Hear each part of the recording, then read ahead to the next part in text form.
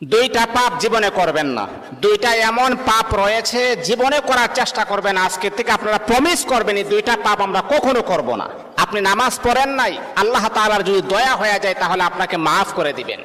আপনি ফজরের নামাজ পড়েন নাই, আল্লাহ পাক রব্বুল আলামিনের যদি মায়া লেগে যায়, আল্লাহ পাক রব্বুল আলামিন আপনার গুনাহকে আমার আল্লাহ ক্ষমা করে দিবেন।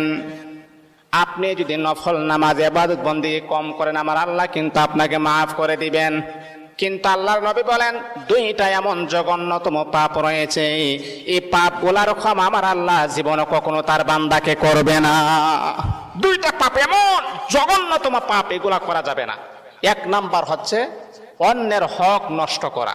অন্যের হক কখনো নষ্ট করবেন না। আজকে নিজের ভাই বোনের হক নষ্ট করে দেয়, অন্যের হক নষ্ট করা যাবে না।